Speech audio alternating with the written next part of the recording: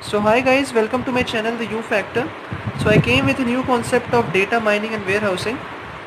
So guys, I thought of making a continuous series of videos based on this concept, data mining and warehousing. So let us start with the primary concept, that is the knowledge discovery from data. Okay, so first of all क्या करना है हमें, this process is abbreviated as KDD. Okay, knowledge discovery from data. Okay तो एक ocean of data है, ठीक है, आपके पास एक ओशियन ऑफ डेटा है. अब उस ओशियन ऑफ डेटा में से आपको रेलेवेंट इन्फॉर्मेशन को एक्सट्रैक्ट करना है, ठीक है. तो उस नॉलेज डिस्कवरी, उस इंफॉर्मेशन रिकवरी, उस information retrieval from the ocean of, मतलब हर तरह के डेटा है आपके पास, ठीक है, लेकिन उसमें से जो इन्फॉर्मेशन रिट्रीवल है, उसका जो जर्नी है, उसका जो प्रोसीजर है, वो हम इस KDD प्रोसीजर से पढ़ेंगे. ओके तो सबसे पहले तो जो ओशियन ऑफ डेटा है वो कहाँ रहता है, वो एक डेटा सोर्स में रहेगा. मान लीजिए एक डेटा सोर्स है, ठीक है. आपको इस डेटा सोर्स में सारे detail data, summarise data, meta data, जितने तरह के डेटा होते हैं वो सारे इस डेटा सोर्स में आपके उपलब्ध हैं, ठीक है. इस डेटा सोर्स से you need to extract the data. You have extracted the data. Now जितने भी डेटा आपने एक्सट्रैक्ट किया, ठीक है, वो सब तो रिक्वायर्ड नहीं है इन्फॉर्मेशन एक्सट्रैक्ट करने के लिए. तो सबसे पहले हम जाते हैं डेटा क्लीनर में, ठीक है. तो उसके बाद डेटा क्लीनर में डेटा क्लीनिंग मैकेनिज्म होता है, ठीक है. इसमें होता क्या है, रिडंडेंट और इररिलेवेंट डेटा का रिमूवल होता है. रिडंडेंट मतलब जो रिपीटेड डेटा है, कुछ ऐसे एंट्रीज होती हैं, जैसे मान लें आपका नाम है, आपका बायोडाटा है, आपका फर्स्ट नेम 5-6 बार आ चुका है, ऐसे भी डेटा होते हैं, ठीक है. ओशन ऑफ डेटा में तो कुछ भी आ सकता है, तो रिडंडेंट डेटा है, ठीक है. इररिलेवेंट डेटा है, ठीक है, जो कि आपके बायोडाटा से रिलेटेड नहीं है पर वो आ चुका है, ठीक है. तो उस सारे रिडंडेंट डेटा, इररिलेवेंट डेटा का जो रिमूवल होता है वो डेटा क्लीनिंग मैकेनिज्म के द्वारा डेटा क्लीनर सेक्शन में होता है, ठीक है. उसके बाद हम जाते हैं डेटा इंटीग्रेशन में, ठीक है. डेटा इंटीग्रेशन एक ऐसा स्टेप है जहाँ पर आप एफिशिएंसी इंक्रीज करते हैं, ठीक है. आप डेटा को क्लीन कर लेते हैं. पहले तो इंडिविजुअल पार्ट्स में आप डेटा को एक्सट्रैक्ट करके डेटा क्लीन करते हैं, और उन डेटा क्लीन जब हो जाता है तो वो सारे डेटा को आप इंटीग्रेट करते हैं, और इंटीग्रेट करने के लिए आप वेरियस कोरिलेशन मैकेनिज्म यूज़ करते हैं. जैसे chi-square टेस्ट हो गया, ठीक है. आपको मीन डेविएशन लगाते हैं, आप स्टैंडर्ड डेविएशन लगाते हैं, जेड नॉर्मलाइजेशन लगाते हैं. बहुत सारे ऐसे प्रोसीजर्स हैं जिनके द्वारा, जिनको कोरिलेशन मैकेनिज्म बोलते हैं. सो इन मैथमेटिकल प्रोसीजर्स के द्वारा आप डेटा को इंटीग्रेट करते हैं क्लीन होने के बाद, और इससे क्या होता है, उस डेटा की एफिशिएंसी बहुत बढ़ जाती है, ठीक है. पिछले स्टेप से तो बढ़ जाती है.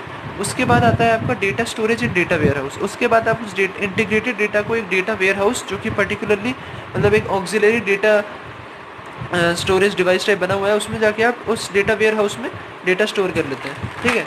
उसके बाद क्या होता है, उसके बाद आप डेटा सिलेक्शन करते हैं, मतलब उन डेटा का सिलेक्शन करते हैं, उन डेटा को छानते हैं आप, जो डेटा आपको आपकी नॉलेज डिस्कवरी में रिक्वायर्ड है, ठीक है, required for adequate knowledge exhibition. उन डेटा का आप सिलेक्शन करते हैं.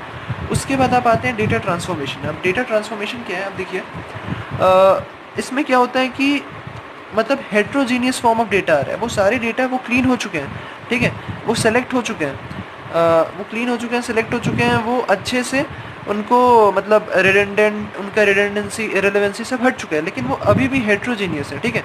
तो उन सारे हेट्रोजीनियस फॉर्म ऑफ डेटा को एक सेम रेफरेंस लेवल, जो कि एक्सेप्टेबल या कंसिस्टेंट फॉर्मेट है, जो कि आपके सिस्टम के द्वारा समझा जा सकता है, उस फॉर्मेट में आपको बनाना पड़ता है. यानी कंसिस्टेंट या एक्सेप्टेबल फॉर्म ऑफ डेटा, ठीक है. मतलब आप क्या करते हैं, हेट्रोजीनियस फॉर्म ऑफ डेटा को आप रेफरेंस करते हैं टू अ पर्टिकुलर लेवल, ताकि वो कंसिस्टेंट हो जाए, एक्सेप्टेबल हो जाए, ठीक है, to a same adequate level, ठीक है, ताकि हम जब आगे भेजें तो वो यूज़र फ्रेंडली हो, ठीक है, सिस्टम भी उसको समझ पाए. तो आप क्या किए, इधर हेट्रोजीनियस फॉर्म ऑफ डेटा जो डेटा सिलेक्शन के बाद आ रहा था, आपने उसको रेफरेंस कर दिया टू अ एक्सेप्टेबल और कंसिस्टेंट फॉर्मेट. उसके बाद आप गए डेटा माइनिंग में. यहाँ पर डेटा की खुदाई हो रही है, ठीक है. डेटा, एक ओशन ऑफ डेटा में से आपने डेटा को एक्सट्रैक्ट किया, ठीक है, तो आपने डेटा माइनिंग की यहाँ पर, ठीक है, डेटा माइनिंग हुआ. और उसके बाद आपने उन सेलेक्टेड फॉर्म ऑफ डेटा को, उस ट्रांसफॉर्म फॉर्म ऑफ डेटा को माइनिंग करने के बाद आपने सिंक्रोनाइज किया, आपने पैटर्नाइजेशन किया. पैटर्नाइजेशन को हम एब्स्ट्रैक्टेड डेटा फॉर्मेट बोलते हैं, ठीक है. आप एब्स्ट्रैक्टेड डेटा मतलब कुछ पैटर्न आपने ऑब्जर्व किया उस डेटा में, ठीक है, कुछ कंसिस्टेंट फॉर्मेट आपने कुछ कंसिस्टेंट फॉर्मेट में जब आपने उसको बदल दिया, तो आपने कुछ उसमें पैटर्न ऑब्जर्व किया, एंड देन आपने पैटर्न को एवेल्युएट किया, ठीक है, आपने पैटर्न एवेल्यूएशन किया, एंड देन आपका नॉलेज डिस्कवरी हुआ, और उस नॉलेज डिस्कवरी को हम रिप्रेजेंट किए यूजिंग विजुअलाइजेशन को. तो ये पूरा प्रोसीजर को हम KDD बोलते हैं, नॉलेज डिस्कवरी फ्रॉम डेटा. तो बेसिकली आपका उस डेटा से रिक्वायर्ड इन्फॉर्मेशन के एक्सट्रैक्शन का इस जर्नी को KDD बोलते हैं, ठीक है। तो फिर से एक बार देख लेते हैं क्या हुआ था। सबसे पहले आप डेटा सोर्स से, ओशन ऑफ डेटा में से आपने डेटा एक्सट्रैक्ट किया, आपने डेटा क्लीनर को दिया, उधर आपने इरेलेवेंट डेटा को रिमूवल किया, देन आपका डेटा इंटीग्रेशन में घुसा, आपने उन सारे क्लीन डेटा को इंटीग्रेट किया, उससे एफिशिएंसी बढ़ गई, ठीक है, using various algo like correlation mechanism में आपको एक काई स्क्वायर टेस्ट बता रहा हूँ मैं, ठीक है। देन आपको डेटा स्टोरेज आपने किया डेटा वेयर हाउस में, उसके बाद आपने क्या किया, डेटा सिलेक्शन किया, ठीक है, जो रिक्वायर्ड डेटा था आपने उसी को छाना, ठीक है। देन आपने डेटा ट्रांसफॉर्मेशन में देखिए कंसिस्टेंट फॉर्मेट में बदल दिया, देन आपने डेटा माइनिंग की, देन आपने पैटर्न इवेल्युएशन किया, देन नॉलेज डिस्कवरी किया, और उस नॉलेज डिस्कवरी को आप रिप्रेजेंटेशन के लिए विजुअलाइजेशन टूल्स यूज़ किए, and then you showed, okay. तो ये पूरे प्रोसीजर को हम नॉलेज डिस्कवरी फ्रॉम डेटा बोलते हैं, KDD प्रोसीजर, ओके। अब आते हैं हम एट्रीब्यूट्स पे, ठीक है। तो एट्रीब्यूट टाइप्स क्या होता है, ठीक है। डेटा माइनिंग में एट्रीब्यूट्स का बहुत बड़ा रोल है, ठीक है। तो इसको मैंने 4 भागों में बांटा है, ठीक है, नॉमिनल, बाइनरी, ऑर्डिनल और न्यूमेरिक, ठीक है। तो जो फर्स्ट टाइप ऑफ एट्रीब्यूट है वो नॉमिनल है। नॉमिनल मतलब नाम से क्लियर है, it is related to name, मतलब जो वैल्यूज़ यहाँ होते हैं दे आर द सिम्बल्स और नेम्स ऑफ थिंग्स, ठीक है, दे आर द सिम्बल्स और नेम्स ऑफ थिंग्स।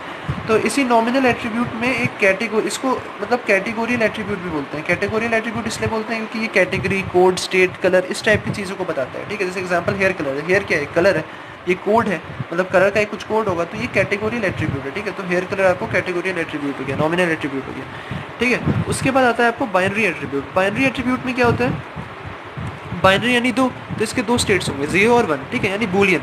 तो अब बूलियन में भी दो तरीके के आपके एट्रीब्यूट्स हैं, मतलब सिमेट्रिक बूलियन, एसिमेट्रिक बूलियन। अब देखिए सिमेट्रिक में जेंडर हो गया, तो या तो मेल है या तो फीमेल है, तो इसके इक्वल प्रोबेबिलिटीज़ है, इक्वल पॉसिबिलिटीज़ है कि या तो बंदा मेल है या तो बंदा फीमेल है, तो ये 0 और 1 टाइप हो गया, ठीक है। पर असिमेट्रिक में क्या एग्जांपल दिया है मैंने, HIV टेस्ट। तो ज़्यादातर इस दुनिया में जो लोग हैं उनका HIV नेगेटिव आता है, तो ये एक एसिमेट्रिक फॉर्म ऑफ एट्रीब्यूट है, ठीक है। तो HIV टेस्ट ज़्यादातर लोगों का नेगेटिव है, बहुत कम लोगों का पॉजिटिव आता है, तो ये आपको एसिमेट्रिक बूलियन या बाइनरी एट्रीब्यूट हो गया। तब तीसरा आता है आपको ऑर्डिनल एट्रीब्यूट, ठीक है।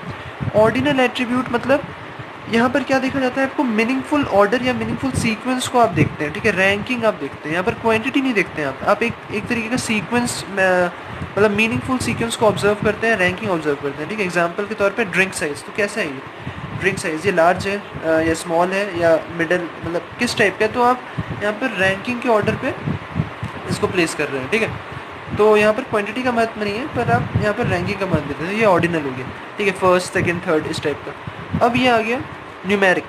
न्यूमेरिक जो है वो ऑर्डिनल का ही, मतलब थोड़ा और डिस्क्रिप्टिव अगर मैं बता दूँ तो ये न्यूमेरिक आ जाता है। न्यूमेरिक एट्रीब्यूट में क्या होता है, ये क्वांटिटेटिव है, मेजरेबल है और इंटीग्रल या रियल वैल्यूज टाइप है, ठीक है। तो ये क्वांटिटेटिव हो गया, वहाँ पर क्वांटिटेटिव नहीं था, वहाँ पर हम क्या कर रहे थे, वहाँ पर रैंकिंग देख रहे थे। यहाँ पर क्या है कि हम इंटीग्रल वैल्यूज़ या रियल वैल्यूज़, मतलब ये क्वांटिटेटिव है, इट इज़ मेजरेबल, ठीक है। तो ये न्यूमेरिक है। अब इस न्यूमेरिक को भी हम दो भाग में बांटे हैं, ठीक है, इंटरवल स्केल्ड, रेशियो स्केल, ठीक है। तो जो इंटरवल स्केल्ड है, नाम से क्लियर है कि ये इक्वल साइज्ड यूनिट में आपको डिवाइड करा, मतलब क्या नेगेटिव है, क्या पॉजिटिव है, क्या जीरो है। ये एक तरीके का लीनियर स्केल है, रियल नंबर स्केल जैसे होता है वैसे लीनियर स्केल है, इंटरवल स्केल्ड जो चीज़ है। तो इक्वल साइज यूनिट है, ये कंपेयर करते हैं और वी कैन क्वान्टिफाई, मतलब we can show the quantification of things in interval scale. Example temperature है, ठीक है। तो या तो टेम्परेचर आपको क्या हो सकता है, पॉजिटिव हो सकता है, ठीक है, मतलब टेम्परेचर क्या है, डिग्री ऑफ हॉटनेस और कोल्डनेस है। तो आप दो टेम्परेचर्स को कंपेयर कर सकते हैं, उसको क्वांटिफिकेशन प्रोसीजर कर सकते हैं आप टेम्परेचर को, तो ये इंटरवल स्केल्ड में आएगा। दूसरा आता है आपको रेशियो स्केल। रेशियो स्केल्ड में क्या आता है कि ये कंटिन्यूस है, ठीक है, ये कंटिन्यूस है, और चूंकि ये कंटिन्यूस है तो ये लीनियर नहीं है, नॉन लीनियर, ठीक है। और इसमें पॉजिटिव मेजरमेंट्स ही हम देखते हैं, ठीक है। यहाँ पर पॉजिटिव नेगेटिव जीरो सब था, यहाँ पर ओनली पॉजिटिव मेजरमेंट देखते हैं ऑन नॉन लीनियर स्केल, ठीक है, बिकॉज ये कंटिन्यूस है। तो एक चीज़ है कि मतलब हाँ, हम इसमें रेशियो स्केल्ड न्यूमेरिक एट्रीब्यूट्स को हम ऐड कर सकते हैं, सब्ट्रैक्ट कर सकते हैं, क्योंकि ये see this is non linear, ठीक है। तो नॉन लीनियर है, तो चूंकि ये नॉन लीनियर है, इसका मतलब क्या, आप मल्टीप्लिकेशन और डिवीजन यहाँ पर अलाउड नहीं है, ठीक है, पर एडिशन सब्ट्रैक्शन इज अलाउड, ठीक है। तो ये होता है आपको, ये चार तरीके के एट्रीब्यूट्स थे आपके, बहुत बेसिक सा ये नॉलेज है, ठीक है, और बहुत इजी कॉन्सेप्ट में आपको बता रहा हूँ। Nominal attributes is related to name, categorical attribute भी बोलते हैं, आप कैटेगरी में कैटेगरी को ऑब्जर्व करते हैं और फिर उसको उस एट्रीब्यूट में डालते हैं। बाइनरी एट्रीब्यूट आप समझ ही गए, दो स्टेट्स होते हैं 0 और 1, उसमें भी सिमेट्रिक एसिमेट्रिक। ऑर्डिनल जहाँ पर फर्स्ट सेकंड थर्ड इस टाइप का रैंकिंग देखा जाता है, नॉट क्वांटिटी, ठीक है, क्वांटिटी नहीं देखा जाता है। सेम ऑर्डिनल का जो थोड़ा और डिस्क्रिप्टिव फॉर्मेट है वो है न्यूमेरिक, जहाँ पर क्वांटिफिकेशन होता है, ठीक है। अब इंटीग्रल रियल वैल्यूज, ठीक है, अब इसमें भी दो प्रकार का हम बांट दिए, एक लीनियर स्केल है, एक नॉन लीनियर स्केल है। इंटरवल स्केल उसको बोलते हैं जो लीनियर है, मतलब इक्वल साइज यूनिट है, positive negative zero, you can compare and quantify. और एक है रेशियो स्केल जो कि कंटिन्यूस है, ठीक है, नॉन लीनियर है। तो मल्टीप्लिकेशन और डिवीजन आपको अलाउड नहीं है, पर प्लस और माइनस तो अलाउड है, ठीक है। Thank you.